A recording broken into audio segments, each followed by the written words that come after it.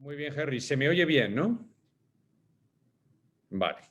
Muy bien, pues nada, voy a empezar con la presentación sobre las subastas internacionales, el título Subastas internacionales al servicio de los coleccionistas y el Museum of Philately. Dos argumentos totalmente diferentes, conectados hasta un cierto punto, pero muy diferentes. En cuanto a las subastas y los coleccionistas, me voy a centrar sobre todo en la parte de la venta, porque la parte de la compra creo que todos ustedes la conocen bastante bien. No obstante, cuando pasemos a las preguntas, estoy abierto a cualquier consulta que quieran hacerme. Bueno, vamos a dividir la charla en dos partes. Vamos a empezar con la parte de vender una colección en subasta. Vamos a tratar unos dos apartados diferentes. El primero, que son los pasos sencillos que todos más o menos conocemos, y luego vamos a ir más en profundidad a otros aspectos que el coleccionista debe conocer y que creo que son muy importantes antes de vender su colección. Los pueden ver aquí, vamos a ir uno por uno tratándolos y vamos a comenzar entonces con la primera fase, la de los pasos sencillos, que va a ser más rápida y me voy a centrar mucho más en la parte en la que vamos a ir a los puntos más en profundidad. Estos pasos sencillos son los que en la empresa para la que actualmente trabajo son los puntos que nosotros hemos desarrollado para mostrar a los coleccionistas cómo vender su colección. Repito, la parte que más me interesa es la de andar en profundidad con respecto a los puntos anteriores. Bueno, vamos entonces con ello. Un momento, voy a intentar cerrar una ventana que tengo aquí a la derecha de la reunión para que me permita ver toda la pantalla ahora. Vamos a ver, el contacto y la valoración. Lo primero, establecer el contacto con la casa de subastas. Voy a ir muy rápido porque esto es bastante evidente a través de email o contactando telefónicamente a la persona que conozcamos. El análisis del material significa que después de esa primera toma de contacto, pues podemos enviar algunas imágenes a los expertos de la casa de subastas explicándoles qué es lo que queremos vender y pues, como 4 o 5 imágenes del material más representativo. La reunión con los expertos sería una reunión o en persona o a través de un medio como el que estamos usando ahora, Zoom, para poder ver la colección, si no fuera posible el viajar para visitar al coleccionista personalmente, o si la colección no tuviera un valor demasiado alto, pues se podría hacer una estimación también a distancia. Vamos a pasar a la siguiente fase, que es la de la entrega, la firma del acuerdo. Todo esto lo vamos a ver después en profundidad. El envío del material, esto también lo vamos a ver más adelante. Muchas veces las casas de subasta organizan el envío con empresas de correo como FedEx o DHL y al mismo tiempo tienen seguros especiales para cubrir estos envíos. Normalmente suele ser en torno a $200.000 por envío. Si una colección tuviera, por ejemplo, un valor de $1.000.000, se cubre o se envía en 5 paquetes diferentes divididos en un valor parecido. Si hay ocasiones también en las que se transporta personalmente. Descripción y estimación, esto también lo vamos a ver más adelante en profundidad. Así es que vamos a pasar al siguiente punto. La subasta, puede seguirla en directo. El pago normalmente viene a ser en torno a de 1 mes a 3 meses después de la subasta, dependiendo de la casa de subastas. Y aquí es lo que comentaba antes. Parece y es simple, pero hay más. Entonces vamos a ir al siguiente punto. Este es un vídeo que no voy a presentar ahora. Vamos a pasar a los aspectos previos a considerar. Bueno, primeramente, el tipo de venta. Aquí estoy viendo o vamos a focalizar estos puntos desde el punto de vista del coleccionista.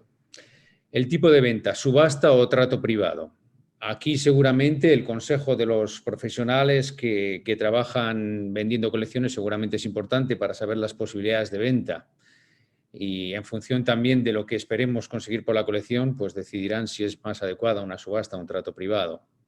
Los motivos para la venta, aunque estos normalmente son obvios, pues bueno, he decidido también incluirlos aquí. Las pocas probabilidades de mejora de la colección, cuando hemos llegado a un punto en el que no podemos seguir más adelante o se hace difícil encontrar material y decidimos vender.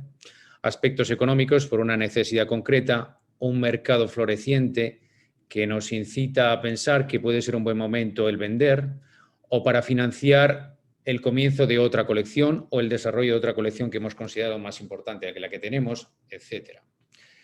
El legado en un catálogo especializado puede ser bonito también cuando hay colecciones de cierta importancia, el conservar un catálogo especial de la subasta dedicado a la colección a la que dedicamos tantos años y esfuerzos. Luego, el estado físico, hay personas que por motivos obvios por su edad deciden vender. Bueno, seguimos. ¿Qué casa de subastas y el por qué? Yo creo que aquí hay una serie de aspectos que debemos considerar que son muy importantes, porque yo considero sobre todo que la comunicación es muy importante. Por cualquier problema que surja, por cualquier duda que tengamos, que no suceda que entreguemos nuestra colección y haya una carencia de comunicación y no sepamos qué está pasando, cómo la están gestionando o cómo están yendo las cosas. Por lo tanto, para mí ese es el primer punto que he querido incluir aquí, la facilidad de la comunicación con esa casa de subastas. Si conocemos a alguien en esa casa de subastas, puede ser también algo favorable para poder tener un contacto directo y recibir respuestas pues, en menos de 24 horas o incluso menos, vamos. Las ventajas fiscales. En algunos casos, para ciertas personas, supone una ventaja fiscal vender en ciertos lugares. La capacidad de respuesta en todo momento, es a lo que me refería antes, que si tenemos una duda importante que nos está creando cierta ansia y hemos enviado un correo, que no suceda que no recibamos una respuesta, que llamemos si no nos respondan o que digan sí, le contactará, está de viaje. Es decir, la comunicación, de nuevo, volviendo al primer punto, es fundamental. La proyección internacional, lógicamente, sobre todo cuando nos referimos a colecciones de mucha importancia, que no solo gozan de un mercado local, es muy importante que la casa de subastas en la que vendan tenga una proyección internacional, que sea una de las top, de las más punteras del mundo. Conocimiento del material y del mercado, esto también es muy importante. Hay un punto que vamos a tratar más adelante y es que yo considero muy importante que el coleccionista participe un poco en las descripciones de la colección, porque el conocimiento que él tiene raramente es superado por otros o por la persona que está en la casa de subastas que trabaja con material de todo el mundo y que lógicamente no puede estar especializado en la colección que ha descrito o que ha formado el coleccionista. En algunos casos, muchas colecciones están muy bien descritas, pero en otras no existe descripción alguna, o las descripciones son muy someras, o hay una descripción tipo exposición en la que no se especifican todos los detalles de rareza de una pieza, que a veces pues, no son considerados tan importantes por el jurado, pero que en el momento de vender, digamos que cualquier pequeño detalle puede ser importante para poder alcanzar un precio mayor. Eso, como decía, lo vamos a ver más adelante, pero también es muy importante que las personas que traten o que describan este material en la casa de subastas tengan un conocimiento del material y del mercado, lógicamente. La solidez financiera, muy importante. Hay casas de subastas pequeñas que, bueno, si tuvieran que vender una colección de, vamos a poner un ejemplo, $800.000, si surgiera cualquier tipo de problema, su capacidad de responder financieramente podría estar un poco en riesgo. Por lo tanto, es muy importante la solidez financiera. El poder de promoción local y global. Esto es también un punto muy importante. No solo que a nivel global sean muy potentes, pero que también a nivel local tengan los contactos adecuados, sepan promoverlo. Es decir, pongamos un ejemplo y relacionado con Latinoamérica, si tenemos una colección de Argentina, aunque podría ser también cualquier colección de Latinoamérica, seguramente es muy interesante hacer una publicidad en la revista de la Fundación Bose y al mismo tiempo, si esta colección es muy importante, también anunciarlo en la Royal Philatelic Society, en Collectors Club y en otros medios como Internet o incluso en algún foro, etc. La presencia en plataformas adicionales de venta. Es decir, que si la casa de subastas tiene un sistema propio de subasta en directo, que al mismo tiempo pueda participar en otras plataformas como SAN, Stamp Auction Network, en Estados Unidos, que como todos ustedes sabrán es muy, muy potente y tiene una capacidad de alcance pues muy importante, como también puede ser Stamp Circuit o Fila Search, etc. Es decir, que esta subasta no solo esté promovida en la página web de la empresa y a través de su servicio de subasta en directo, live bidding, sino que también lo esté en estas otras plataformas. Todas estas cosas parecen obvias, pero en muchos casos no se dan. Por lo tanto, por eso quiero andar en profundidad y presentar todas estas variantes que una buena estrategia de venta nos puede ofrecer. Aquí, bueno, he querido añadir un par de cosas que son también importantes a nivel psicológico cuando uno vende. Si decide vender, pase una nueva etapa y disfrute del hecho de desprenderse con la satisfacción que dejan los buenos momentos pasados al crear la colección.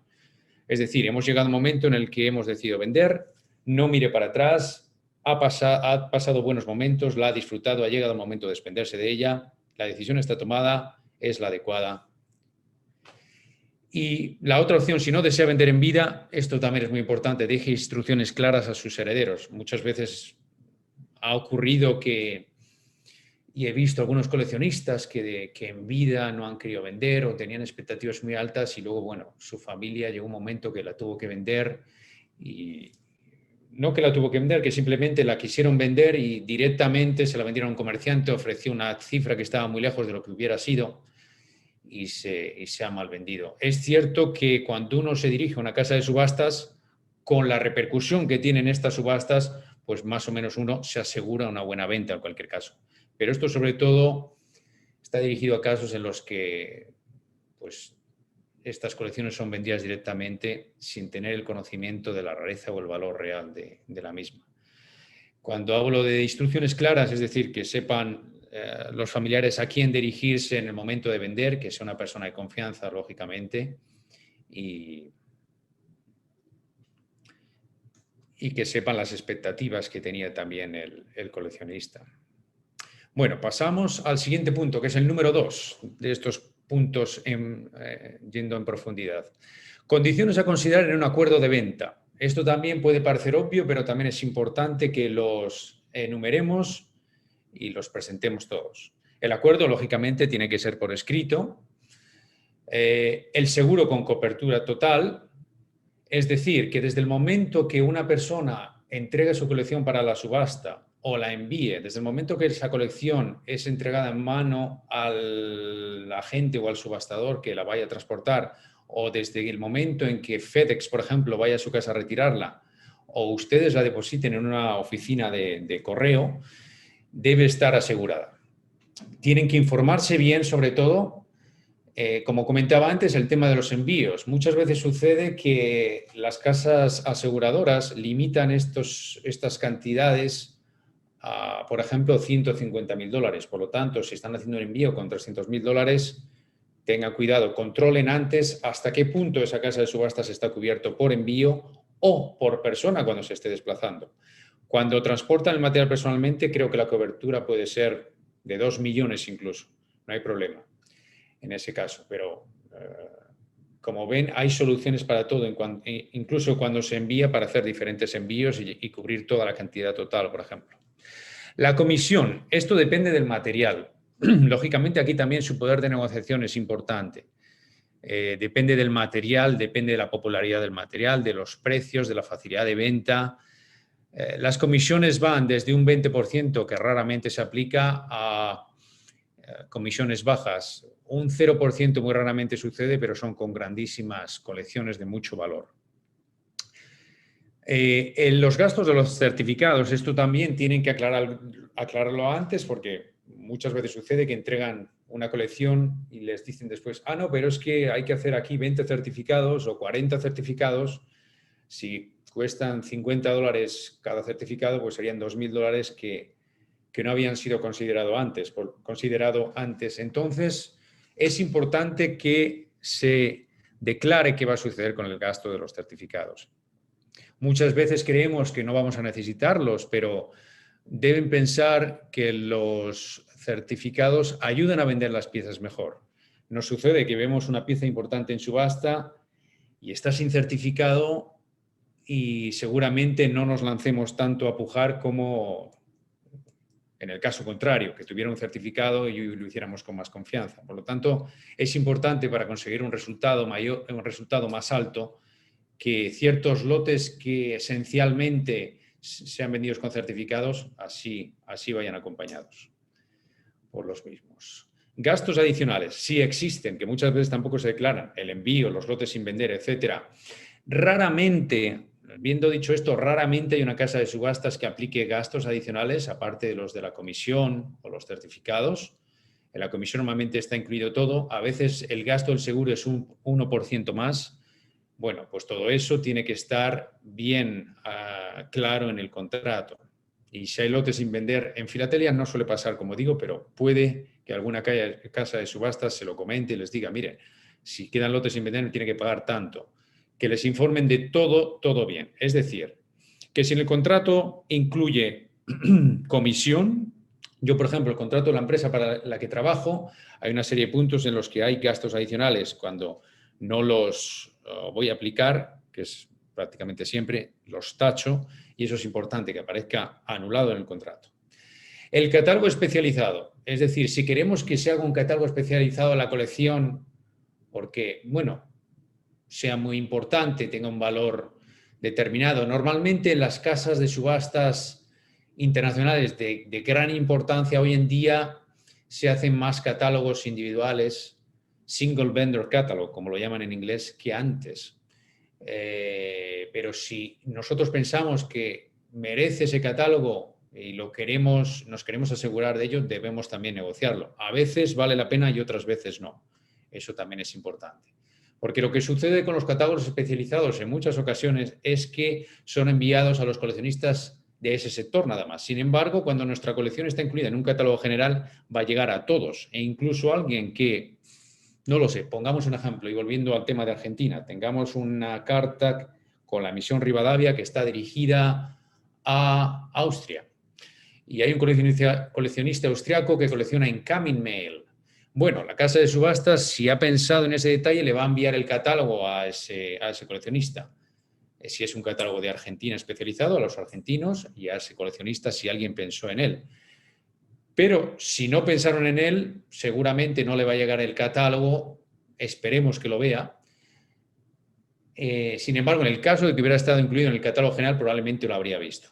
No obstante, esto también es parte del trabajo y del nivel de diligencia de la persona encargada en la casa de subastas, del subastador o del experto, que esté en condiciones de ver, pues, cuántas personas podrían coleccionar piezas de esa colección. También es muy importante, y hablando de este asunto, que si ustedes tienen sugerencias con respecto a posibles coleccionistas, también se lo hagan saber al subastador, porque aunque también demos por hecho que conozcan a todos, puede ocurrir que en algún momento a alguien se les escape o no le envíen el catálogo.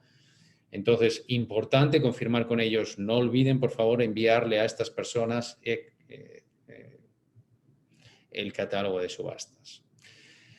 Pasamos después a este punto que comentábamos anteriormente, control de las descripciones.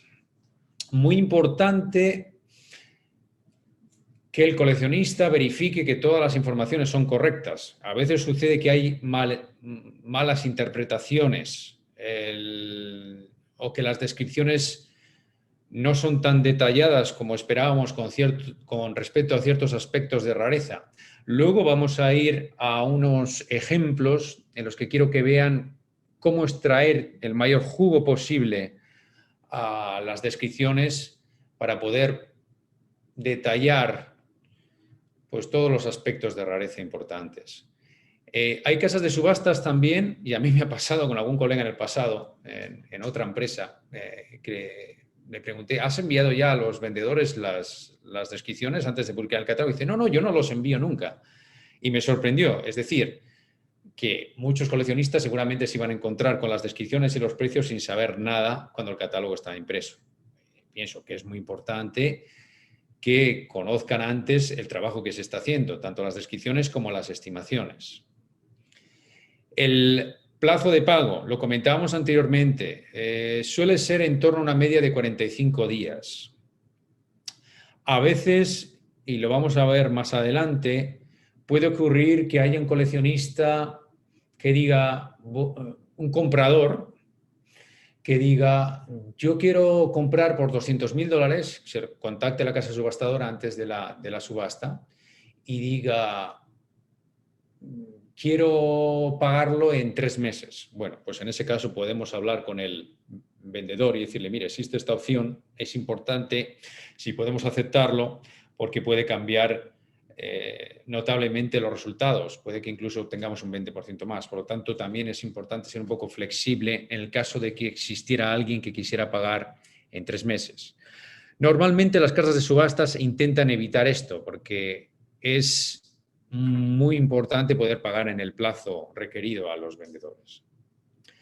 Y bueno, aquí añado, déjese aconsejar por profesionales. Muchas veces queremos conocer todos los trucos porque hemos comprado en las casas de subastas, pero el vender es un aspecto diferente. Y bueno, la experiencia de ellos también es importante. Deben pensar también que se trata de una sociedad común que busca el mismo resultado. Es decir, hablo ahora del subastador y el vendedor.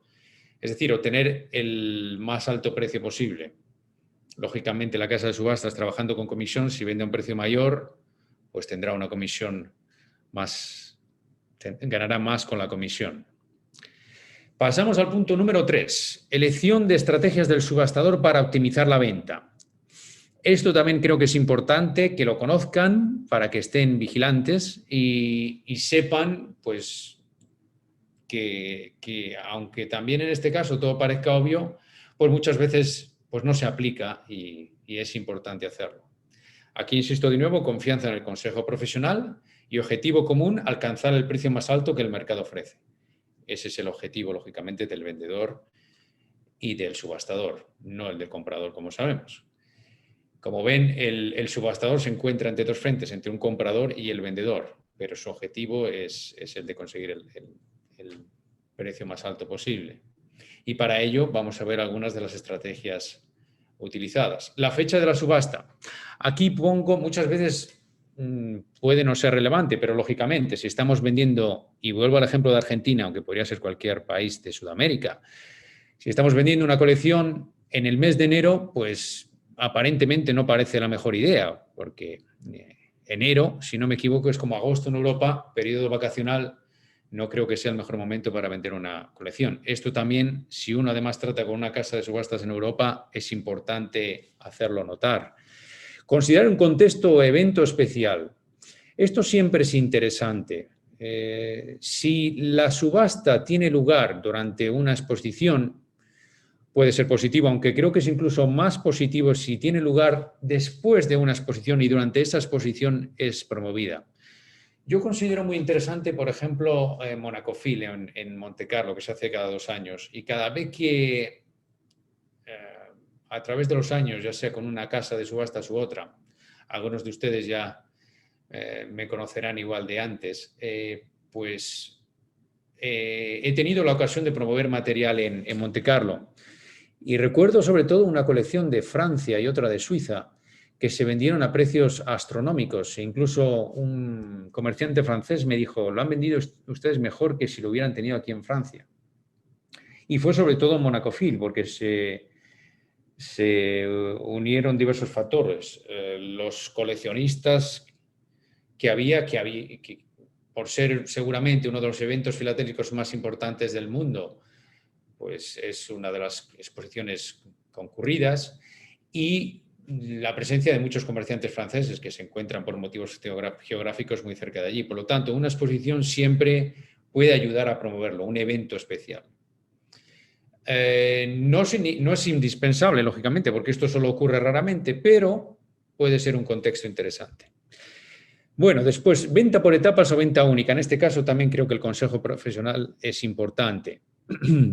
Si vemos que nos estamos dirigiendo a un mercado que no tiene mucha capacidad de compra y la colección es muy grande, lógicamente va a ser más interesante una venta por etapas que no una venta única. Lotes individuales o de conjunto. En este caso, bueno, este es un tema siempre, un tema interesante, un argumento de discusión muy recurrente y que da para hablar mucho. Como ustedes saben, muchas veces se acusa a las casas de subastas de hacer lotes con piezas que muchos de nosotros habríamos comprado como individuales. Esto es un argumento complicado y es difícil que uno acierte exactamente con la estrategia. Nunca lo vamos a saber, lógicamente, pero es cierto que depende mucho de la popularidad del mercado. Y es cierto también que muchas veces en colecciones, sobre todo lineales de ciertos países, yo me he sorprendido de los resultados cuando se ha vendido como un único lote. Realmente existe una parte psicológica en ellos, y es que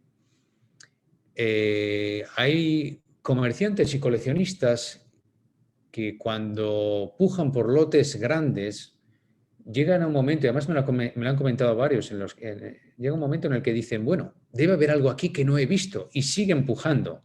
O porque también en ese momento digan, bueno, este me lo quiere quitar, pues no me lo va a quitar, y siguen pujando, y sea además la única ocasión de conseguir esa colección sea a través de ese lote, o que tenga una pieza clave. Por lo tanto, tienen más poder esos lotes de conjunto de lo que pensamos.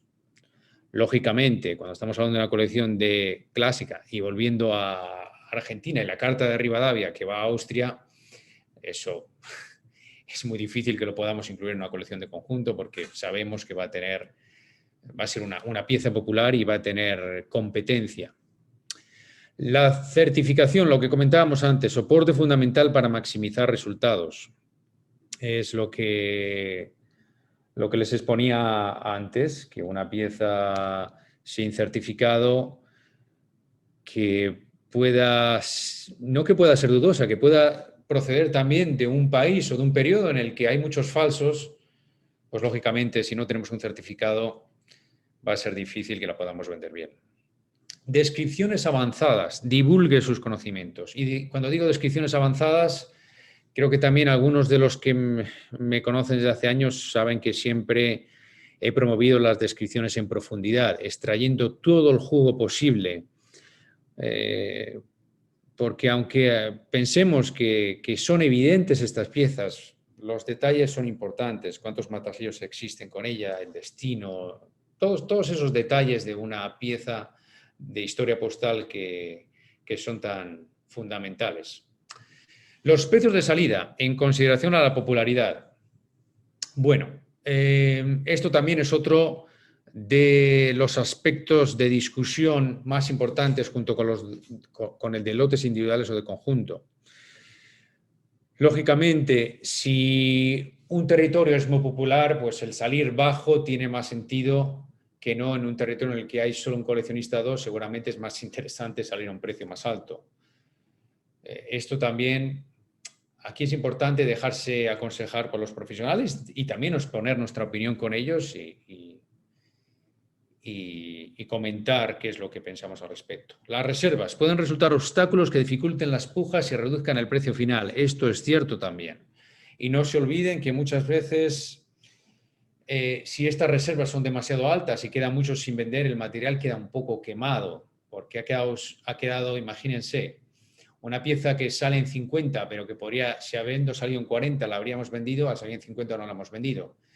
Que se queda un poco quemada y la siguiente vez salimos en 30 y dicen, bueno, era una pieza sin vender, pujo como mucho hasta 35. Por lo tanto, siempre hay aspectos psicológicos detrás de todo esto que son importantes para su consideración. Precios atractivos. Los precios atractivos, los precios que no son demasiado altos, lógicamente favorecen la participación y los resultados altos. Y aquí también tenemos un efecto psicológico. Y les voy a poner un ejemplo que me sucedió incluso a mí en su momento. Había una pieza para mi colección que me interesaba una barbaridad y vi que salió en una casa de subastas en 300 euros en Alemania. Y yo dije, ¡boh! Esta es mía, yo voy a pujar hasta 750, esta va a ser mía seguro. Esta no me la, vamos, no la voy a perder. La veía ya en mi colección y desde un mes antes de la subasta yo daba por hecho que ya estaba esa pieza en mi colección. Llegó el día de la subasta y parecía que no había mucha acción, estábamos en 600, parecía que me le iban a adjudicar a mí, a punto de bajarse el martillo y empezó a subir aquello. Y estábamos en 1000 y yo dije, no, ¿cómo la voy a dejar pasar? Si además es fundamental, es muy rara, yo creo que además tiene que valer más y no, yo ya está, ya la tengo para mi colección, la he dado por hecho que estaba en esta página, no la puedo perder. Al final la pagué pagando 2.400. Seguramente si lo hubiera visto con un precio de salida de 1000 no habría participado en subasta. Por lo tanto, bueno, van a pensar que estoy un poco loco, pero a veces hay compradores un poco locos como yo y a veces es la fiebre del coleccionista. Yo soy subastador filatelio, pero al mismo tiempo coleccionista y bueno, también me puede pasar que a veces nos ceguemos como buen coleccionista con la pieza que creamos ya que está en nuestra colección y que consideramos tan importante. Por lo tanto, también existe aquello. Aquí, en este siguiente punto, evitar quemar el material con demasiados lotes sin vender es a lo que me refería antes cuando tenemos precios demasiado altos. Y aquí otro punto que hemos tratado antes, considerar un plazo de crédito por parte del comprador. Si existiera alguien que quisiera pagar a plazos y si con ello conseguimos que los precios suban, pues hay que estar abierto a esa opción. Normalmente las casas de subastas, y quizás algunos de ustedes lo sepan como compradores, no cargan intereses cuando alguien compra en 3 meses, digamos. Pero bueno, yo no obstante, para evitar abuso por parte de compradores, estoy empezando a ser un poco partícipe para aplicar intereses porque creo que no es bueno que exista un plazo de pago para un vendedor y que no sea respetado. Y además hay gente que abusa también de ello, que tiene la capacidad, que uno se da cuenta que tiene esa capacidad de compra, porque sabe de su potencial económico, pero recurren a ello en muchas ocasiones y creo que no es fair, ahora mismo no me viene la palabra en español, no es justo con el vendedor. Bueno, pasamos al punto. Perdón, antes de pasar al número 4, he querido poner algunos ejemplos de presentación de lotes en un catálogo de venta y para ello estoy usando el último catálogo de la empresa para la que trabajo, David Feldman, de la colección de la Guayana Británica Imperium. Y vamos a ir a algunos ejemplos de presentación y sobre todo al detalle de las descripciones. Bueno, cuando tenemos colecciones de gran importancia es muy interesante que haya una introducción, a veces también una introducción con respecto al coleccionista. En este caso he decidido publicar un par de páginas de ella. A veces también dedicar unas páginas a los orígenes de las piezas, a ese pedigrí que tienen. En este caso, hablando de la Guayana Británica, pues hay grandes coleccionistas como Ferrari, Burrus, Davin, Arthur Hine, etcétera. Y aquí, en este caso, David Feldman ha decidido presentarlo con una pequeña biografía de cada uno. No me voy a extender en esto porque son pequeños detalles, pero es por dar un ejemplo. Seguramente ya algunos de ustedes hayan visto el catálogo, pero he querido mostrarlo. Aquí a la derecha aparecen algunas ventas del pasado de la Guayana Británica también. Yo también he querido aplicar esto con algunos coleccionistas, es decir, cuando el coleccionista vende su colección y se trata de una colección muy importante y el coleccionista también es de renombre, me gusta publicar o me gustaría publicar también pues una especie de portada de las publicaciones que haya escrito o de los artículos que haya también escrito. En una colección importante también debe haber una introducción con respecto a algunas emisiones, como en este caso los Cotton Reels de la Guayana Británica. Y ahora vamos a un ejemplo de presentación. Aquí tenemos pues una pieza, seguramente es un caso un poco extremo porque estoy yendo a los Cotton Reels que, como sabrán, tienen un valor de mercado muy alto, son rarezas de la filatelia mundial, Pero he querido publicarlo porque se trata del último catálogo que hemos realizado y del que más contento estoy con respecto al trabajo, al trabajo en cuanto a las descripciones. Y quiero hacer ver cómo me gusta ir en profundidad con respecto a ello. Aquí, en las piezas importantes, siempre es muy interesante tener un título, como en este caso, el 2 cents, una de 2 piezas existentes en manos privadas. Y cuando hablamos de extraer lo máximo posible, el máximo jugo posible, en este caso decimos cuántas piezas existen, es muy importante que tengamos una especie de censo de todo lo que hay. Y en este caso también hemos añadido que en términos de rarezas mundiales, el número 1 de la Guayana Británica es considerado entre los más grandes tesoros filatélicos. Bueno, vamos a por otros ejemplos. Aquí tenemos pues otra manera de ensalzar una pieza. One of the most celebrated covers of the British Empire, haciendo ver que es una de las cartas más importantes del Imperio Británico.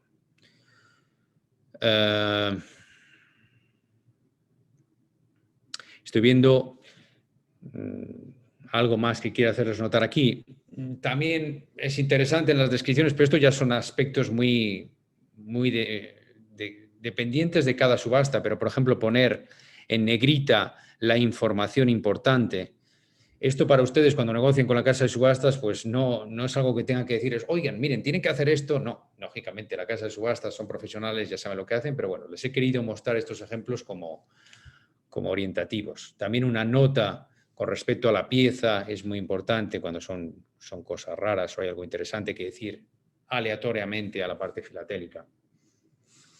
Hablando de extraer el jugo, en este caso tenemos los cotton reeds están cortados o de manera cuadrada, como en este caso, o circular, siguiendo la forma del sello, del timbre. Los cut square son más valiosos que los round square, pero en este caso, esta pieza no sería la más bonita de todas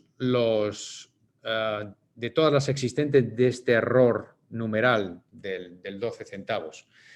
Pero lo que hemos escrito es que es la más bonita de los cut square.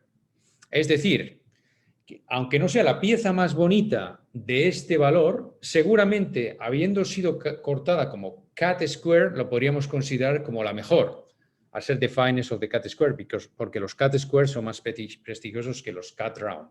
Espero que hayan entendido lo que quería decirles, pero es siempre pensar psicológicamente en conseguir ensalzar la pieza lo máximo posible.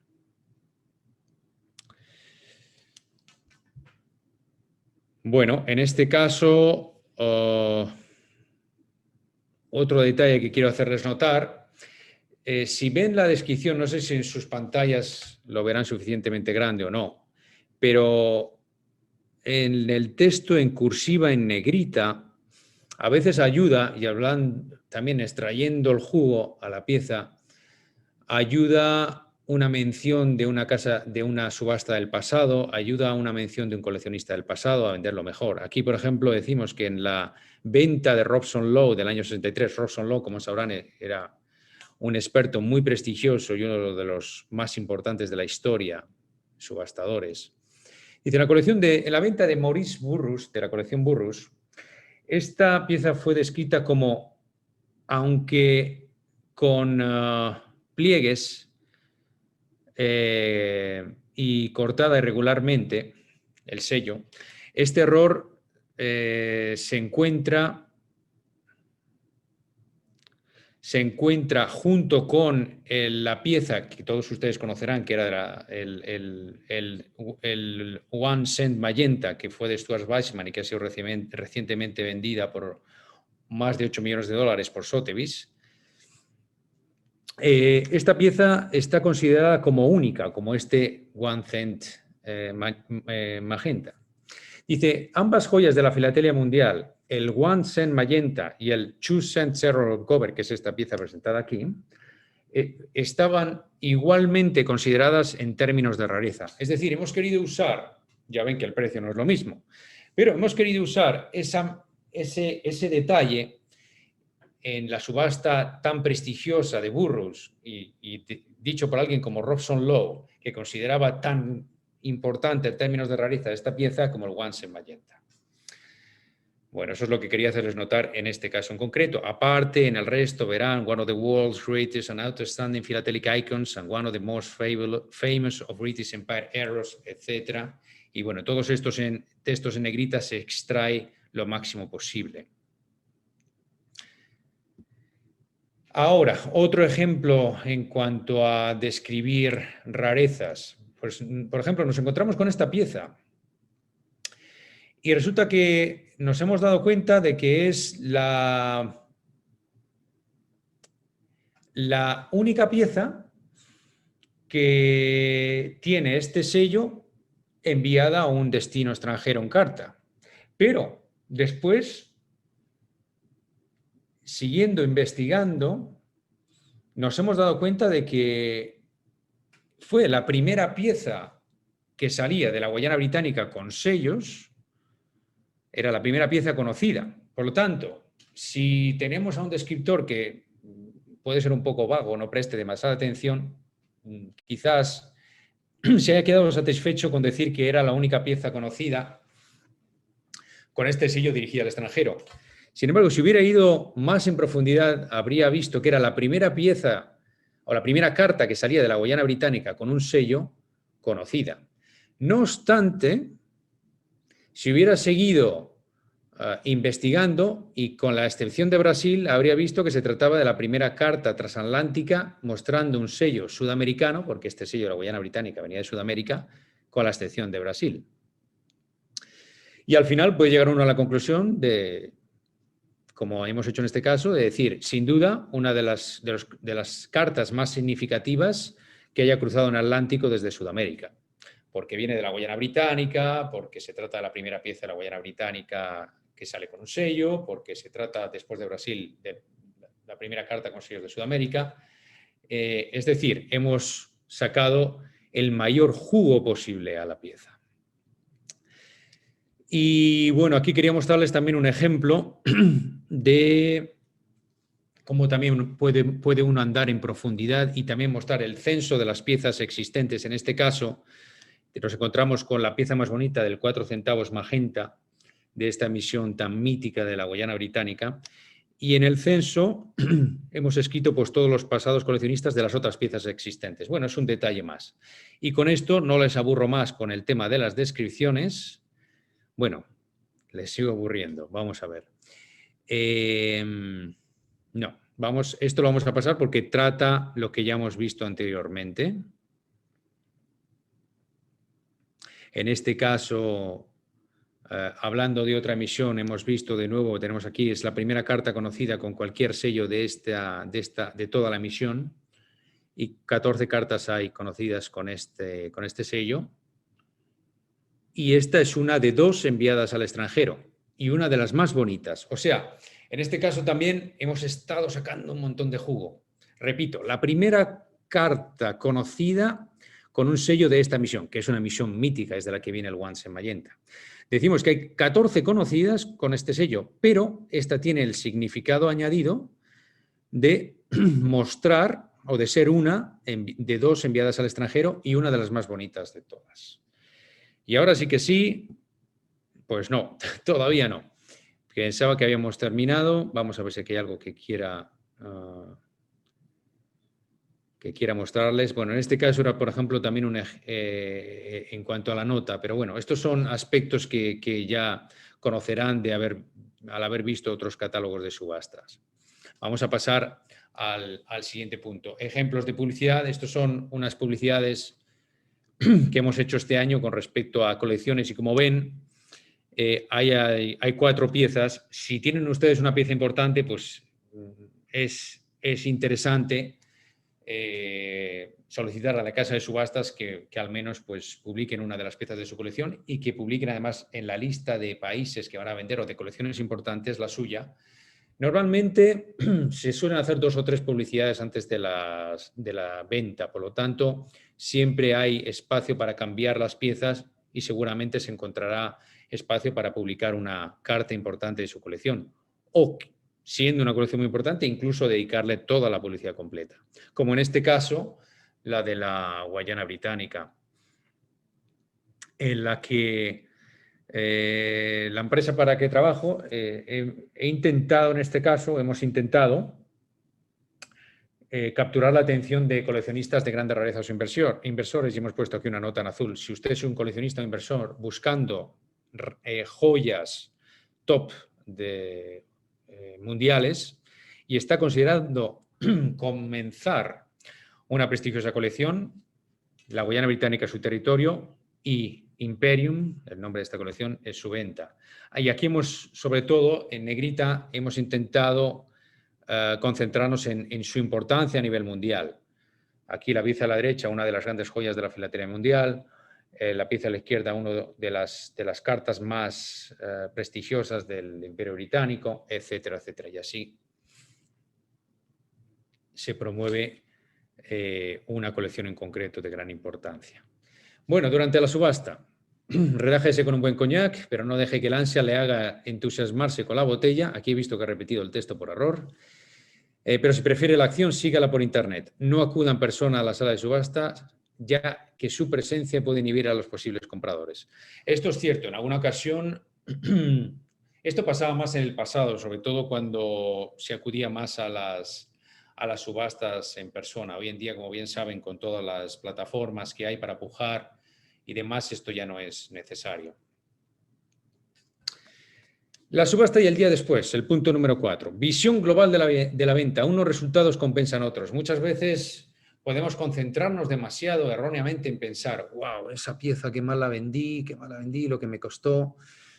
Aparte de considerar cuál es el mercado actual y que las cosas puedan cambiar, pues aparte de considerar eso, también muchas veces sucede que otras piezas que habíamos comprado por menos compensan, al haberlas vendido por mucho más, compensan esos resultados que no fueron tan buenos. Por lo tanto, tengo una visión global y sobre todo lo principal, por eso es tan importante elegir una casa de subastas con presencia importante,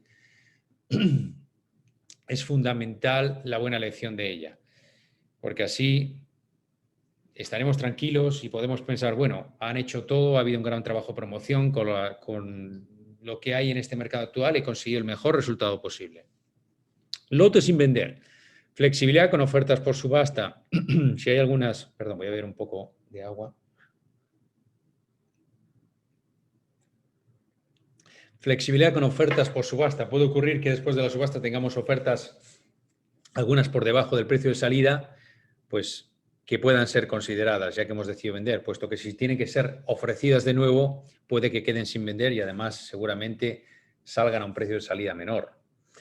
La otra opción que existe es que sean compradas por la casa subastadora. A veces se ofrece, cuando hay lotes invendidos, que la casa de subastas las compre con un descuento. Y después existe el reofrecimiento en ulterior subasta, es decir, cuando han quedado los lotes sin vender, se ofrecen más adelante en otra subasta, normalmente a un precio inferior. Y esto es lo que tratábamos antes. Eligió una empresa top, consiguió los mejores resultados que el mercado ofrecía. Por lo tanto, se ha vendido estupendamente. Perfecto. Si no consiguió tanto como pensaba, bueno, en este contexto en el que usted vendió, consiguió seguramente el mejor resultado. Y después de este día después, ¿por qué no comenzar otra colección? Si nos encontramos con ganas, echamos de menos la filatelia, si es que todavía contamos con una colección, no tenemos que pensar en esto, pero quizás tengamos otras motivaciones y, ¿por qué no?, comenzar otra colección. Bueno, esto es todo lo que tenía que comentarles con respecto a la venta en subasta. Luego, cuando llegue el momento de las preguntas, lo trataremos y podemos volver a algunos de estos puntos. Ahora, quisiera hablarles de este Museum of Philately. Es una exposición en Internet que hemos querido crear de la manera más profesional posible. y que ahora les voy a presentar. Este es un museo virtual, como ven, esta es la homepage, la página principal. Su dirección es museumoffphilately.com y ahora les voy a ir explicando los diferentes puntos. Aunque aquí ya ven que arriba a la derecha hay una serie de categorías como colecciones, rarezas, coleccionistas, expertos, blogs, servicios, que vamos a ver ahora más adelante. Las principales características. Es de fácil acceso. Existe una aplicación para tabletas y teléfonos móviles y también está disponible en la red, en la página museumoffphilately.com. Es una obra de consulta y lugar de preservación de conocimiento. Colecciones prestigiosas premiadas internacionalmente. Normalmente está centrada en colecciones que han sido expuestas a nivel FIP y que tienen al menos una medalla de oro, o colecciones que no han sido nunca expuestas pero que tienen una gran relevancia, que se encuentran entre las más importantes, si no la más importante de su país, territorio o argumento tratado. Promoción de la filatelia, territorios y colecciones concretas. Es decir, a veces puede ocurrir que haya colecciones que no sean muy conocidas, que tengan una fascinación especial y nos interese divulgarlo. Y qué mejor que una plataforma que cuenta con muchas visitas, que tiene cierto prestigio, que tenga fácil acceso y una gran repercusión para poder presentarla. Actualizaciones conforme las colecciones mejoran. Esta es una gran ventaja con respecto a las publicaciones impresas. Es decir, tenemos nuestra colección, vamos a imaginar nuestras 128 páginas de exposición. Queremos presentar nuestras 160 páginas que tenemos actualmente, pero el mes que viene vamos a comprar una pieza importante y resulta que es la más importante de la colección y queremos publicarla. No hay problema. El Museumoffphilately permite que se publique en 24 horas. Por lo tanto, cualquier mejora es aplicada al momento y nuestra colección siempre va a estar actualizada y no nos va a quedar el remordimiento de decir, ¡buah! La entregué en su día, pero para el museo, la presenté en el museo y resulta que ahora cambiaría como 20 páginas de ella. No, estando en este museo virtual se puede cambiar en cualquier momento y actualizar. Legado, sin duda, es un legado para generaciones presentes y futuras de coleccionistas. La idea es que quede en la red permanentemente en este museum y que el acceso, siendo gratuito, lógicamente, puede ser admirada tanto por nuestra familia, por alguna generación posterior incluso de nuestra familia, por futuros coleccionistas, por coleccionistas presentes, etcétera. Estas son las características principales y ahora vamos a ciertos detalles de lo que ustedes encuentran cuando visitan la página web. Esta es la presentación de las colecciones. Bueno, las más importantes del mundo, algunas sí están aquí. Aquí aparecen algunos ejemplos de Japón, Omán, Panamá, Persia. Después, lógicamente, vamos a una de ellas, clicamos y aquí tenemos un ejemplo. He decidido presentar aquí una de Sudamérica, de Colombia, la de Ricardo Botero. Esta sería la presentación. Aparece así de manera global la presentación. Con las páginas, como ven, hay una visión general y en la parte superior aparece una biografía una descripción de la colección. La biografía se encuentra en otro apartado. Una descripción de la colección y a la derecha aparecen también el currículum, las medallas que consiguió. Después uno la puede admirar página por página. Lógicamente se puede maximizar la imagen y lo único que encuentran en su pantalla es cada página de la colección. Puede uno también ir hacia abajo e ir a una página en concreto que esté buscando. Después hay un apartado, como ven aquí arriba, aparecen una serie de apartados, colecciones en la que acabamos de ver, rarezas, coleccionistas, expertos, blogs, servicios. En el apartado rarezas tenemos también diferentes, digamos, si uno presenta una colección de 128 páginas, lo que normalmente solicitamos es que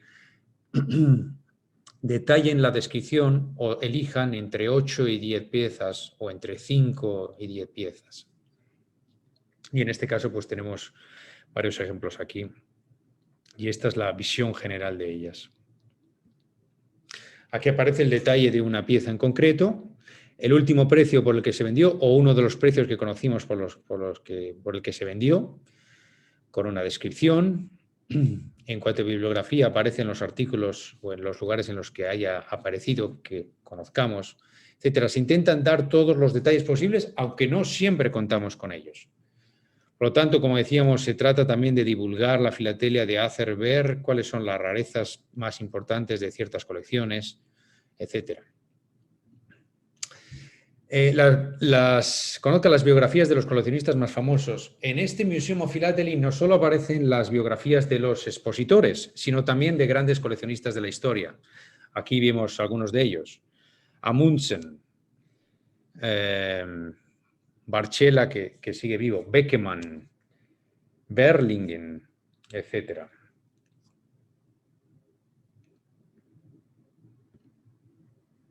Aquí aparece un ejemplo de biografía, el de Philippe Ferrari, y al mismo tiempo aparece las relaciones que hay, por ejemplo, de piezas importantes con respecto a Ferrari. Por lo tanto, podríamos ir en este caso a Persia, a este Tetvesh único, que fue parte de la colección de Ferrari, o a esta pareja de los Cotton Reel, que es una de las más bonitas que existe, de 12 cents, que fue también parte de la colección Ferrari, etc. Bueno, el motivo principal, el moto, para los coleccionistas es una magnífica oportunidad para mostrar sus colecciones y hacer disfrutar a la comunidad filatélica, incluyendo generaciones presentes y futuras. En este Museum of Philately vimos aquí arriba que hablábamos también de una sección que se llamaba Expertos. Aquí también hemos querido dedicar una sección a expertos, todavía está en desarrollo, faltan algunos de ellos, estamos trabajando y bueno, uno por uno pues se habla de ellos, de sus servicios, qué países expertizan y una biografía sobre los mismos. Enzo Diena, Fulpius, Brun, Calf, la BPA, Bolafi, Bloch, la IEP, Holcomb, Hank Büchler, etc.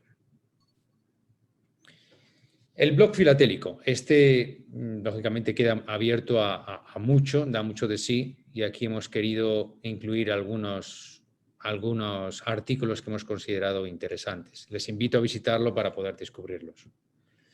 Y en cuanto a servicios adicionales, pues en este aspecto ofrecemos en los Estados Unidos, esto no es dependiente del Museum of Philately, es simplemente orientativo. Les dirigimos a las personas que pueden ayudarles en el caso de que tengan que restaurar papel de una carta. Hay una mujer en Estados Unidos que se dedica a hacer esta restauración y hace unos trabajos excepcionales. Y bueno, hemos querido sugerirles el dirigirse a ellos. Y también cómo montar una colección. Bill Schultz, que seguramente algunos de ustedes conocerán, es el encargado de esta parte. Es independientemente al Museum of Philately, pero hemos querido publicarlo como soporte adicional y como servicio para los coleccionistas. Y bueno, esto es todo. Con esto termino. Exactamente una hora. Espero que no haya sido demasiado aburrido, que haya sido sobre todo interesante y útil para ustedes. Y ahora quedo abierto, disponible a las preguntas que quieran hacerme. Muy interesante, Fernando. Muchas gracias. Ha sido variado y entretenido. Gracias a ustedes. Espero que haya sido de utilidad. Por supuesto que sí. Ya hay algunas manos en alto. Ahí empezamos con David. Buenas tardes. Buenas tardes. Qué gusto escucharte, Fernando. Nunca se me ha olvidado tu colección temática que expusiste en Málaga de la Segunda Guerra Mundial. Se me hizo de las mejores del mundo que he visto. Gracias. Pero mi pregunta por otro lado. Si yo tengo una colección, no sé, 300 lotes, 200 lotes de un tema en específico, sí, de historia postal de mi país, ¿me conviene toda la colección meterla en una sola subasta o irla soltando por partes? Porque luego el Mira, mercado no es tan grande y lo puedo saturar, ¿no? exactamente, es que es lo que comentaba antes, todo depende del tipo de material, de cómo está el mercado y es algo que lógicamente los profesionales te van a saber aconsejar. Es muy importante, como decía antes, que tengan un conocimiento del mercado local y global, pero que sobre todo conozcan tu territorio. Y bueno, tú lógicamente tienes que también presentar tus inquietudes y decirles qué es lo que crees al respecto. Y estoy seguro de que entre las dos partes se llega a una decisión sensata. No es bueno para la casa de subastas que haya lotes sin vender, no es bueno tampoco para el vendedor, por lo tanto es muy importante que la estrategia esté dirigida a vender lo máximo posible. Y si para ello hay que ofrecer solo una parte, pues empieza con una parte. Gracias. Ujú. Eh, Pablo.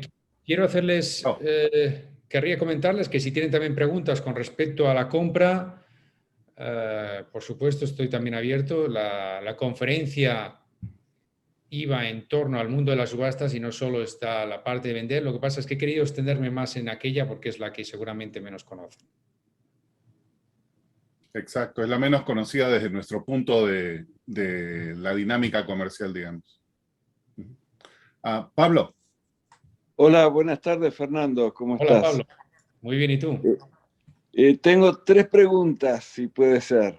Muy Una, bien. mencionaste que había tres países los más importantes en el catálogo. ¿Cuáles son esos países filatélicos? Los tres países más importantes. Sí, Dices en el British.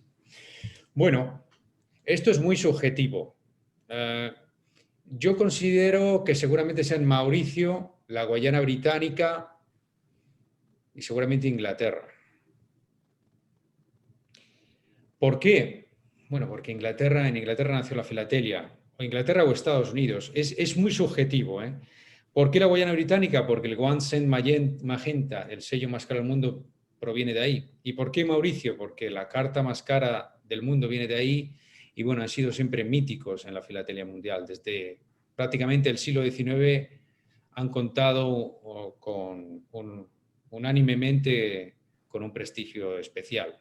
Pero como te digo, esto es muy subjetivo. Lógicamente, desde el punto de vista comercial, a mí me interesa decir que es uno de los tres más importantes y bueno, es difícil rebatirlo.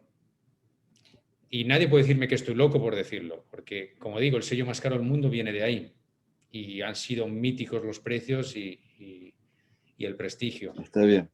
Y la segunda va un poco quizá atada, ¿no? En el mercado actual de la Sí, filatelia, hace algunos años atrás había muchos compradores inversores que no eran filatelistas, que compraban las grandes piezas de más de $100.000. ¿Cómo ves hoy si existen esos inversores, salvo justamente para estas piezas de estos dos países, Guayana y Mauritius? Porque, digamos, es muy difícil armar una colección de 128 páginas de estos dos países. sí, sí. Entonces, estas grandes piezas quizá las compren inversores o gente que diga, no, yo tengo la carta más cara o la estampilla más cara del mundo. Pero así, inversores, hoy, ¿cómo está el mercado para esas grandes piezas? Mira, es un argumento muy interesante el que estás tratando ahora. Realmente es cierto que no hay tantos como había antes, pero hay más probabilidades de que surjan grandes inversores con grandes países. En este caso, te puedo contar el ejemplo de la Guayana Británica. Cuando fue vendida en el 2014 lo compró un sheik, que luego falleció, no sé si conocen la historia. Y después fue comprado por un inversor británico que es el que ahora lo está vendiendo. No él, porque también desgraciadamente falleció. Entonces, en este caso tuvimos prácticamente dos inversores. Y es cierto que se pelearon, fue muy curioso porque el primer comprador se peleó contra el segundo, que fue el segundo propietario. Y el segundo propietario es el que está vendiendo ahora. Ahora mismo creo que puede haber dos inversores que puedan entrar a comprar. Pero claro, todo esto, como sabes, existe un trabajo de promoción anteriormente Luego, lo que vaya a pasar solo en la mente de los compradores no lo sé. No lo sé. Y la otra, que creo que vos lo aclaraste bien, pero siempre es mi duda, es salir con un precio bajo o con el precio real de la pieza. Con los riesgos de cada una. Vos dijiste muy bien que salir con un precio bajo es bueno cuando hay un mercado amplio para la pieza que va a llegar al mercado, al precio del mercado. Pero cuando hay uno o dos compradores, salir con un precio bajo, el vendedor corre un gran riesgo. La casa subastadora no corre ningún riesgo porque la va a vender seguro, pero al coleccionista que lo vende sí corre un riesgo, si hay dos que se pongan de acuerdo, ¿no? Sí, por eso he querido, como habrán visto también, esta conferencia está presentada por un subastador, digamos, el que está en esa otra parte, pero al mismo tiempo poniéndome en la parte del coleccionista. Y es cierto que cuando hay pocos hay que subir más alto. Por otra parte, también, si ese precio es irrealista, porque aunque haya pocos coleccionistas, pero sabes que esos pocos coleccionistas no van a entrar, también se hace muy complicado. En ese caso hay que ver cuáles son las intenciones del vendedor y si no se puede hacer el negocio, pues habrá que esperar a otro momento. Pero sí, hay que considerar todo y estar atento, porque muchas veces hay más bien liquidaciones. Okay, gracias. Hay una mano en alto, pero había una pregunta antes en el chat de Marcela. Marcela, ¿la quieres hacer directamente?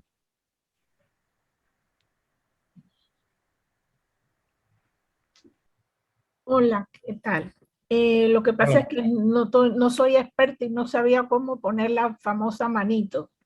Mi pregunta más bien es sobre el museo, porque Sí. yo estoy muy lejos de tener una colección que pueda venderse o subastarse. Pero sí he quedado bien impresionada de ese museo y quería saber cuáles son los criterios y cuáles son las colecciones que se van a mostrar. Sí, es lo que comentaba antes. Normalmente suelen ser colecciones expuestas a nivel FIB que tengan un oro internacional. No obstante, sobre todo porque queremos limitar un poco el museo, si no se hace una especie de popurrí en el que de repente aparece una colección de la Guyana Británica con otra colección, no lo sé, el año 50 de misiones de la República Italiana. Entonces, queremos mantener una línea, es decir, que tengan unas colecciones de cierto prestigio. No obstante, estamos valorando la posibilidad de crear otro apartado en el museo para otro tipo de colecciones, para no tener que limitarlo exclusivamente a grandes colecciones expuestas a nivel internacional. Pero si hay alguna novedad al respecto, Marcela, te lo haré saber. Gracias. ¿Cómo no? Gracias, Fernando.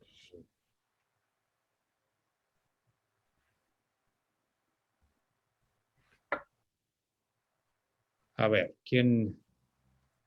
Aldo tiene la mano. Aldo, sí. Sí, Aldo.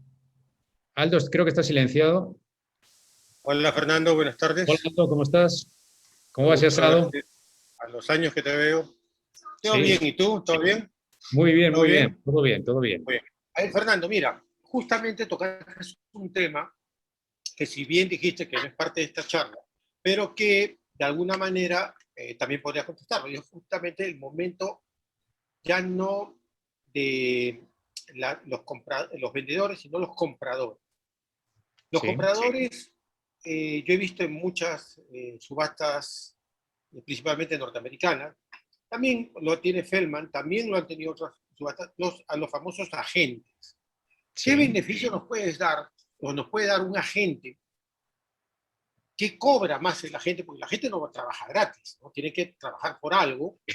¿Qué seguridades nos da y qué capacidad de manejo, de control sobre determinadas piezas puede tener? O sea, ¿qué hay para nosotros tomar un agente y no ir directamente a la subasta o no mandar una subasta por sobre? Sí. Gracias. Bueno, hoy es cierto que yo sigo considerando que los agentes tienen un papel importante en las subastas. No obstante, es cierto que con la posibilidad de pujar en Internet se han hecho menos esenciales. Hoy en día seguramente sean utilizados por personas que quieren gran discreción, que incluso cuando esté empujando, nadie sepa que es esa persona la que está empujando, solo cuando el lote es adjudicado el subastador lo sepa. En otros casos simplemente por comodidad, porque no quieren perder la pieza, porque imagínense que hay un problema con internet y por un problema técnico que pierda uno una pieza importante puede ser muy decepcionante. Y hay gente que sigue utilizándolos por esos motivos. Otros simplemente porque están acostumbrados, porque les tienen confianza.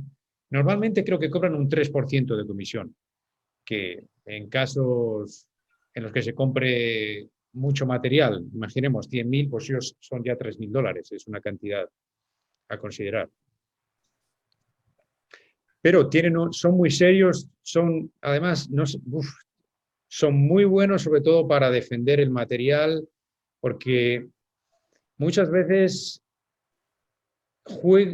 intentan pagar lo menos posible y se quedan parados, pujan en el último momento como diciendo, me fastidia, aunque tengan igual 2.000 y está en 500, hace ver como que, véndemelo ya, porque no. Entonces, bueno, psicológicamente defienden al comprador también. Hay que decir que son muy profesionales, son muy buenos. Yo con los que trabajo sobre todo en Europa y en Estados Unidos también, todos los que he tratado han sido muy, muy profesionales.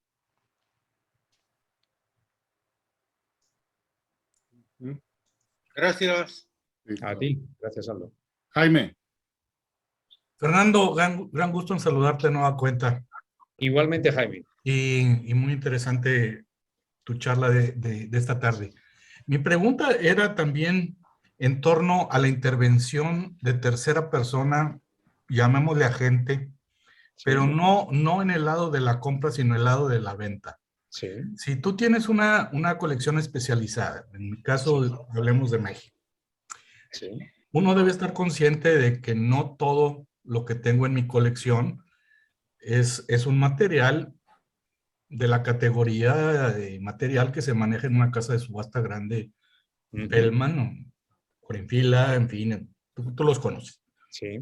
Entonces sí, los puedes mencionar, ¿no? yo quiero saber si existe una asesoría, ya sea independiente o profesional dentro de una casa, en la cual te diga, mira, esto vamos a subastarlo en Fellman, porque es una pieza de rareza mundial que necesita una exposición a coleccionistas de todo el mundo. Esta parte intermedia son piezas especializadas que van más dirigidas a coleccionistas de México. Y eso, pues Fellman no es el número uno si uno piensa en material intermedio de México, porque existen otras casas de subasta, principalmente en Estados Unidos, que manejan generalmente colecciones estándar de coleccionistas de colecciones de México. Y luego viene ya el resto, ya lo que viene a decir esto ya véndelo por lote y ya y esto agrúpalo. ¿Cómo debería uno actuar para hacer una selección de ese tipo? ¿Es acudir a alguien independiente o es a una casa y ellos mismos te van a decir esto lo manejamos nosotros, esto manéjalo por otro lado? Bueno, Jaime, la verdad es que si no tienes muy buenos amigos, creo que ninguno te va a mandar al competidor. No existe nadie. Esto es algo interesante y he pensado en ello muchas veces y puede que un día haya algo de esto, pero no existe todavía. Es una lástima porque si hablamos del 3%, yo felizmente le pagaría a alguien el 3% para que me dijera quién vender, ¿no? Sí. Bueno, yo nada, existe un proyecto, te puedo decir, te informaré. Bien, me gustó. No es que piense venderlo, pero nada más. Pero esta persona... Llegará el día. Realmente, quien dirija este proyecto no tiene que estar vinculado con ninguna casa de subastas. Claro. Con ninguna. Tiene que ser totalmente independiente. Un freelance. Pero lo va a ver. Qué bueno. Gusto en saludarte, Fernando. Gracias, igualmente, Jaime. Un comentario respecto a esa pregunta, porque creo que es bien importante, ¿no? Sí. Muchos clubes filatélicos tienen lo que le llaman el estate planning, pero en muchos casos es bastante superficial y no llega a ese punto, es solamente qué hacer y qué no hacer.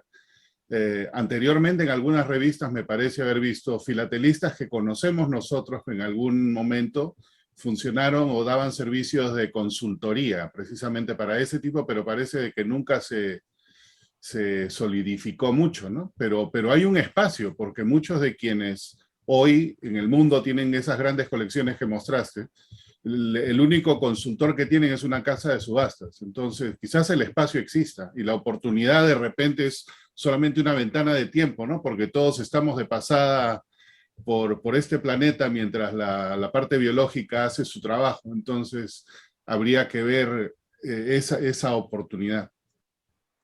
Sí, la verdad es que la persona ideal sería uno que, como digo, sea totalmente independiente y que Sí. tenga la experiencia de haber vendido, de haber trabajado. En fin. Exacto, de haber estado en todos los campos, ¿no? O sea, que haber estado en los dos lados de la moneda. Exacto. Y a nivel avanzado, que no sea uno de estar por casa, sino que realmente... Exacto. Y con proyección internacional. Pero va a haber algo de esto, va a haber algo de esto. Les informaré en su momento. Existe un proyecto. Como Bueno. digo, tiene que ser de alguien totalmente independiente. Eso es importante. Yo tengo otra pregunta adicional, Fernando, y es referente también al Museo de Filatelia. Sí. A mí me parece un proyecto bastante importante porque promociona la filatelia a todo nivel, ¿no? Esas piezas no las ve, o si las ve, la ve en exposiciones que muchas veces mucha gente no puede viajar. Y muchas de esas piezas entran en una colección y nunca se exhiben. Por eso es bien importante tenerlo así. Yo estoy totalmente de acuerdo con un statement que hiciste ahí referente a la agilidad que te da una página web de actualizar las páginas.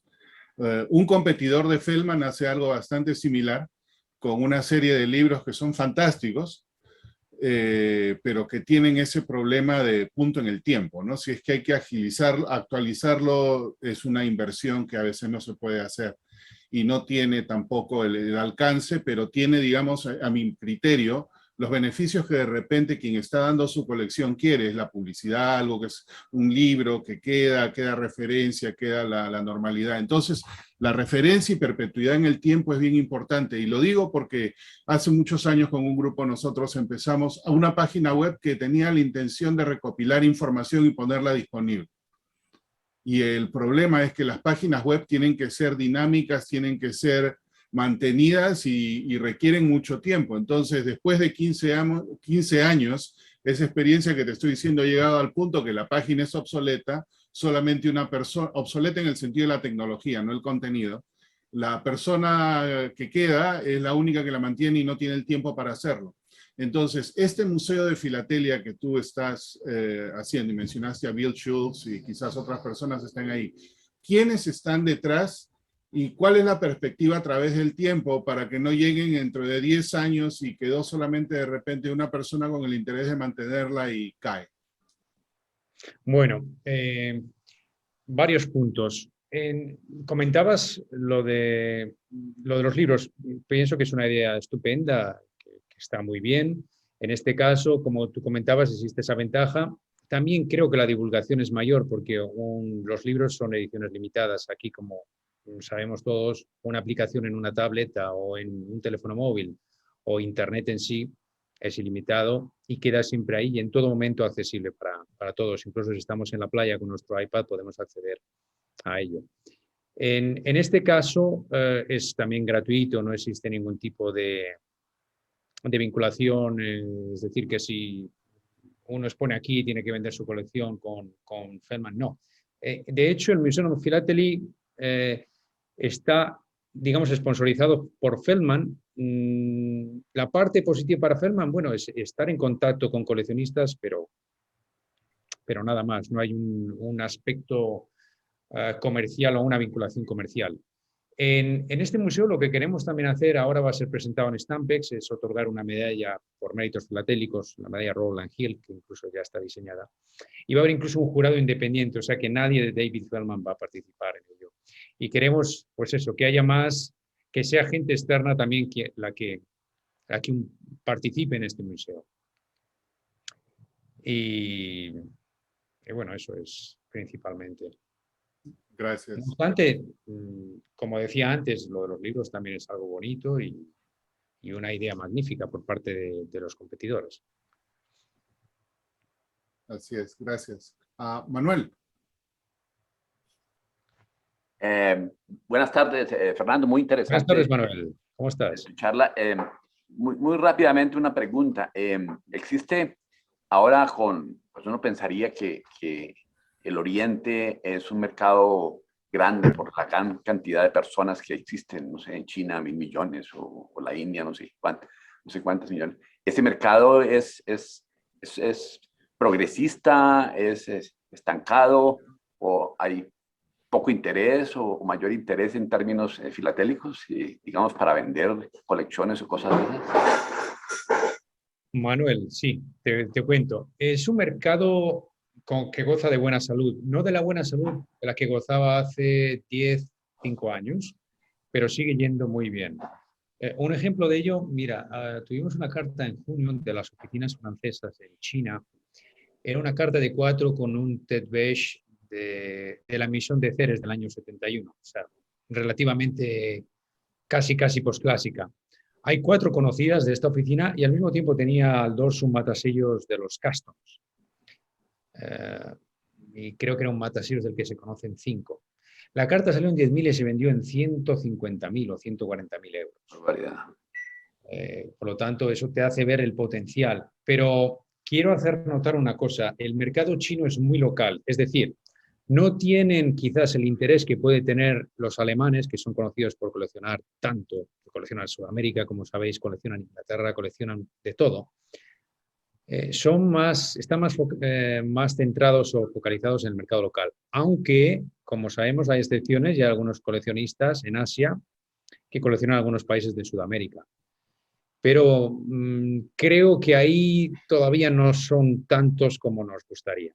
Y espero que un día quizás se abran más a estos países de Occidente. Ten en cuenta que la cultura es tan diferente. En Occidente tenemos más y hablando de Europa, pues la idea de cultura de Europa, de América, es un poco un mundo aparte. Y su cultura es muy diferente. Pero bueno, tienen también muchas inquietudes, es gente muy, muy inteligente, con muchas inquietudes, culturalmente también muy formados, y yo creo que poco a poco irán abriéndose, pero por ahora no existe tanto como pudiéramos pensar. Muy bien, muchas gracias, Fernando. A ti, Manuel. Espero no extenderme demasiado en las preguntas, a veces no sé si soy un poco pesado, pero bueno. Sigamos, vamos a ver. ¿Es Luis Fernando? No, ¿quién? ¿O Mauricio?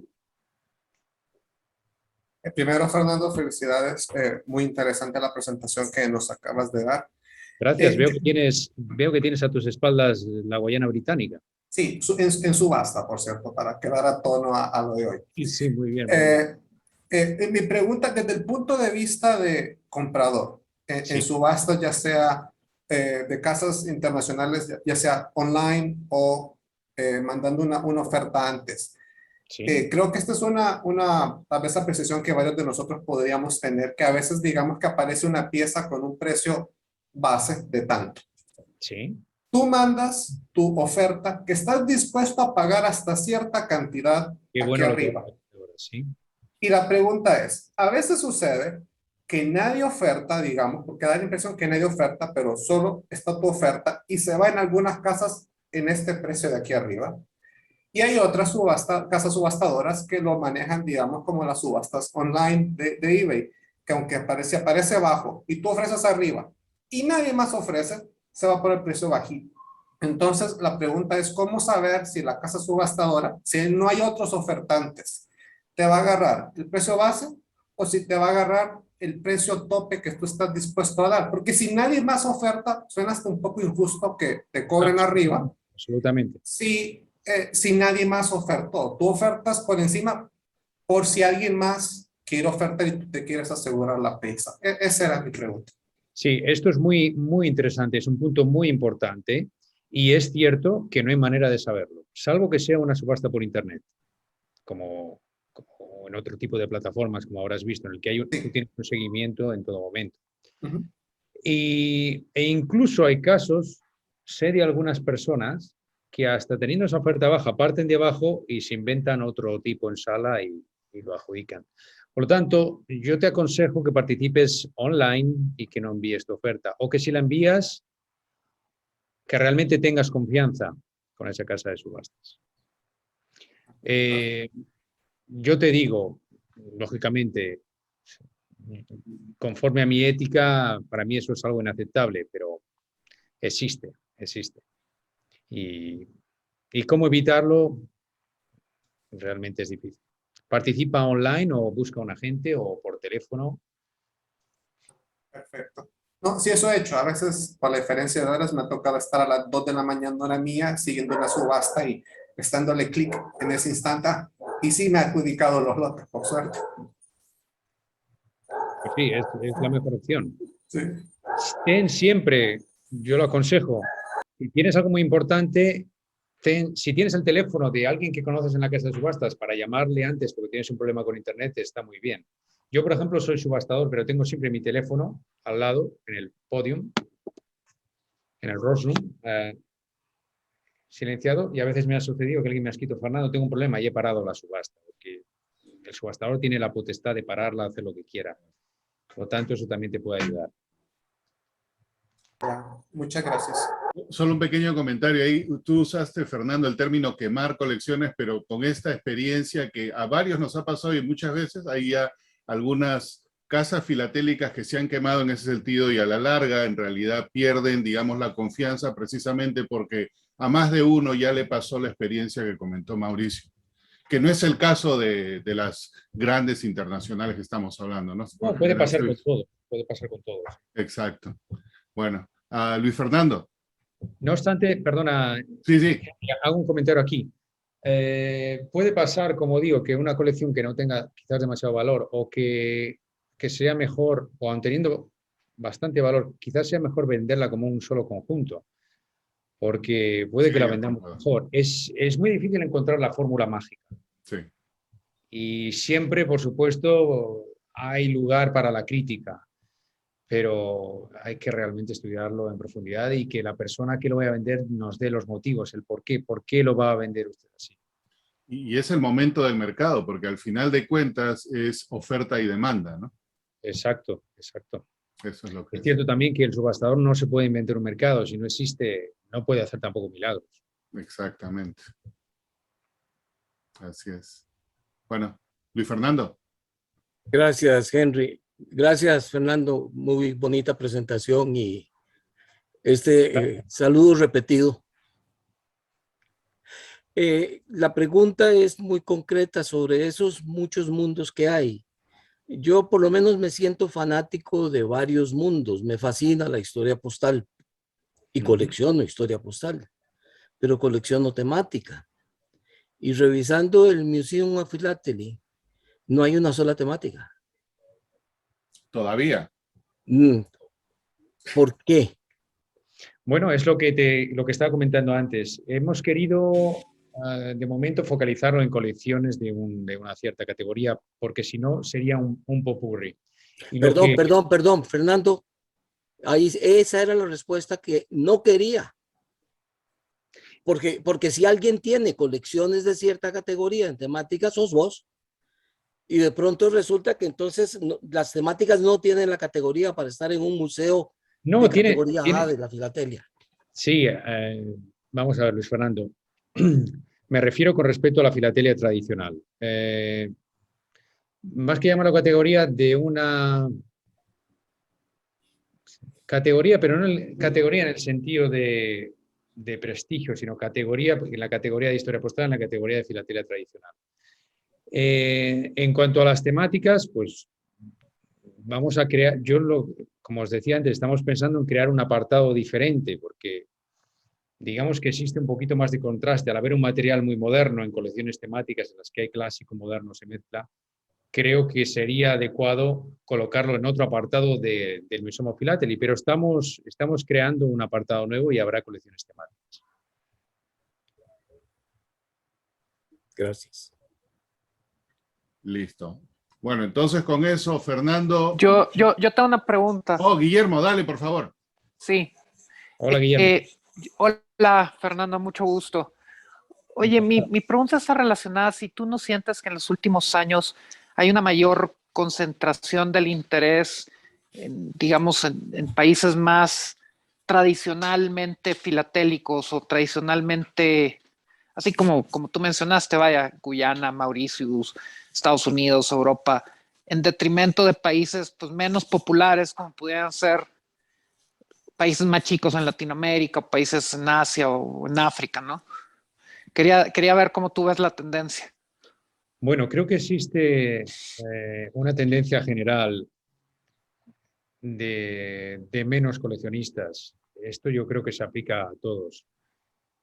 Lo que sucede es que en países tan representativos como estos, teniendo tanta importancia, es más fácil que surjan compradores, porque tienen un cierto prestigio. Pero no obstante, el otro día hablaba con un comerciante con ya bastante experiencia y me decía, bueno, al fin y al cabo en Latinoamérica también ha pasado que cuando había colecciones top, pues solo había tres coleccionistas o 4.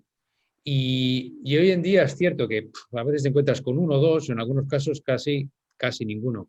Es una tendencia general, hablando de ciertos, a grandes niveles, no sé, por ejemplo, clásico de Paraguay, por ejemplo. ¿Cuántos coleccionistas hay? 1 o 2. Depende, es que hay tendencias. Ha habido momentos, por ejemplo, en los que ciertos países han sido menos populares de los que son ahora. Ahora, por ejemplo, he visto que Chile está yendo mejor que hace 2 o 3 años. Pero sí que es cierto que existe una tendencia general de menos coleccionistas, pero eso lo vemos en el mundo hoy en día. Cuando vemos a chicos jóvenes o incluso cuando salimos del mundo de la filatelia y estamos por volver a él, decimos, wow, qué nicho de mercado de la filatelia, es pequeño realmente. Porque en el mundo de hoy en día afuera mucha gente no sabe ni tan siquiera lo que es un sello. Aún así, creo que goza de una cierta salud buena y vamos, le auguro una larga vida a la filatelia, pero hay menos coleccionistas que antes en general, no solo en Latinoamérica, en otros países también. Francia, te puedo decir, sellos bonitos en su día, hace 10 años, 15 años, se vendían al 40-50% y al 20% de catálogo, por ejemplo. En general, una colección lineal, lo que no es la filatelia clásica. Ok. No, muchas gracias. Nada, a ti. Sí. Gracias, Guillermo. Bueno. Henry. Sí, Marcela, adelante. Sí, otra pregunta para Fernando. Yo no había visto lo del museo, así que no estaba enterada de que no hay ni una sola colección temática. El hecho de que esté pensando hacer otro nicho o otro apartado no es discriminatorio.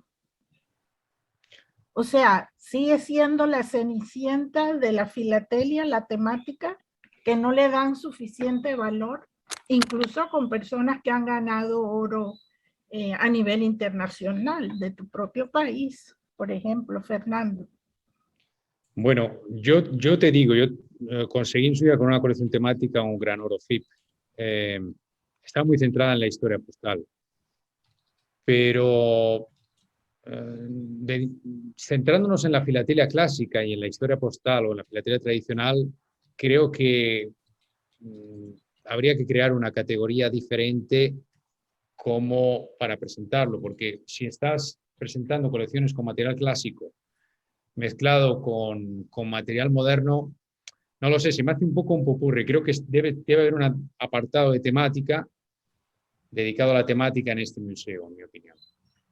O sea, Fernando, para aclarar, el museo solamente es de material clásico, de lo que sea, pero material. Por ahora sí, por ahora es solo material clásico, historia postal clásica. o Entonces posclásicos. creo que deberían aclararlo, ¿no? Que no es un museo para todo. Es uno de los puntos que trataba antes, sí. Bueno, quizás no lo dije, es cierto, no lo dije. No lo dice Trata la y es... filatelia clásica y y, como te digo, a la temática está abierta la temática, o vamos a abrirnos a las temáticas y seguramente verás cambios en este Museo Filately. Fernando, Gracias. y de otras clases, o sea, digamos que Fiscales. fiscales, por ejemplo. Fiscales también, sí, ahora mismo hay fiscales hasta cierto punto, está la colección de escuelas de Knut Ajá. Ahí también tengo otra opinión que generalmente no me hace popular, pero esa parte no me preocupa. La situación yo siempre discuto rareza, ¿no? O sea, rareza es oferta y demanda o rareza absoluta, porque hay países, y yo no colecciono temática, respeto la temática porque para mí es muy difícil, entonces en lo que yo hago es definitivamente oferta y demanda. Hay cosas que son únicas y que no llegan a precios extraordinarios precisamente por oferta y demanda.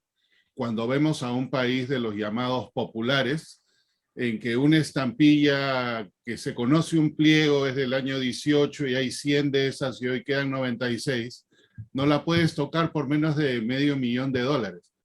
No es rareza absoluta, es oferta y demanda. Y eso hay que entenderlo como parte de la filatelia también. La popularidad, lo que se pone afuera versus eso. Eso me hace acordar un comentario que por ahí creo que está el jurado y vamos a mantener a todos en perspectiva de esto. Me parece que alguien dio una opinión respecto a que esta estampilla es rara porque solamente el 0.05% del total de la emisión salió con esto. Fantástico.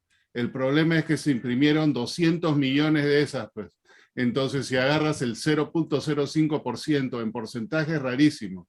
En cantidad es mucho más de muchas de las otras estampillas que estamos hablando. Entonces, siempre vamos con eso de oferta y demanda y la popularidad o no popularidad del mercado para ciertas cosas.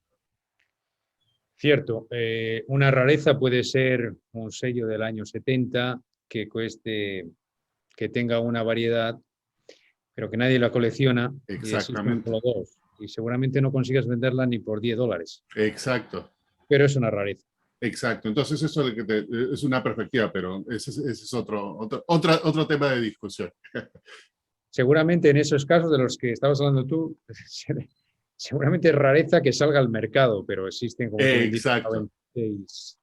Así es. Pero como rareza en sí, grandes rarezas pues son estas piezas que mostrábamos antes, o de las que existen 3, 4, 5.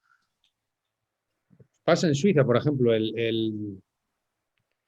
o en Rusia, el número 1 de Rusia, se vendían las cartas 5.000 cada una y acaba de salir un libro, hay como 300 y pico cartas. Así es. Es una cosa muy rara. Pero hay un mercado que lo absorbe y eso hace que el precio se mantenga también, ¿no? Exacto. Luego, dentro de estas cartas hay muchas rarísimas porque tienen matasellos únicos. Luego, es lo que comentábamos, está la rareza dentro de la rareza, dentro de otra rareza. Exacto. Por los ejemplos que hemos visto antes, quería haceros ver cómo sacar el mayor jugo posible. Ok, bueno, con eso, Fernando, nuevamente, muchísimas gracias. Fue bastante... Muy bien. Pues nada, gracias a todos. Gracias. Gracias por escucharme y bueno, espero que sobre todo haya sido de utilidad, que era lo principal, y que les haya dado algunas pistas para Totalmente, tratar. totalmente. Muchas gracias, Fernando. Y el día de mañana.